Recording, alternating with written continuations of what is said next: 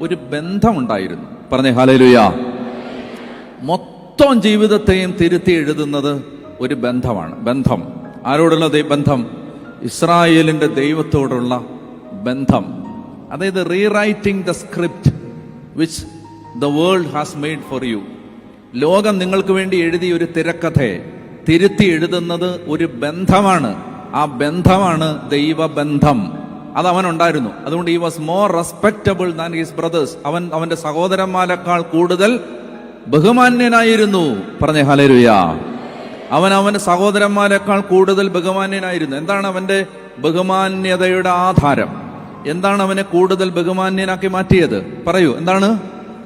ഇസ്രായേലിന്റെ ദൈവത്തോടുള്ള ബന്ധം.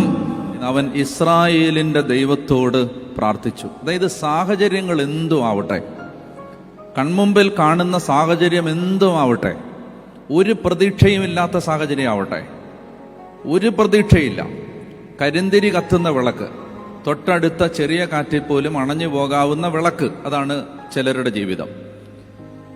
വലിയൊരു നടുക്കടലിൽ അലറിയാർക്കുന്ന സാഗരത്തിരകൾക്ക് മധ്യേ ഒറ്റക്കലയുന്നൊരു തോണി, ഇതാണ് ചിലരുടെ ജീവിതം. തുറമുഖവും തീരവും കാണാത്തൊരു യാത്ര, ഇതാണ് ചിലരുടെ ജീവിതം. ഒരു പ്രതീക്ഷയില്ല. പ്രതീക്ഷയുടെ തിരുനാളങ്ങളെല്ലാം തല്ലിക്കെടുത്തപ്പെട്ട, കൂരിരുട്ടിൽ വെച്ച് വിളക്കണഞ്ഞു പോയ, ഒട്ടും പ്രതീക്ഷയില്ലാത്ത സാഹചര്യങ്ങളുടെ നടുവിൽ നിൽക്കുന്ന മനുഷ്യൻ, ഇതാണ് യാബസ്. മുന്നോട്ട് നോക്കുമ്പോൾ ഒന്നുമില്ല, ചെങ്കടലാണ്. പുറകിലേക്ക് നോക്കുമ്പോൾ ഫറവോയാണ്.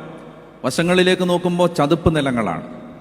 4 വശത്തേക്കും രക്ഷപ്പെടാനാവാതെ ഒരു ചക്രവ്യൂഹത്തിന് അകത്തകപ്പെടുന്ന അവസ്ഥ. അപ്പൊ ഈ അവസ്ഥ, ഇതാണ് യാബസിൻ്റെത്.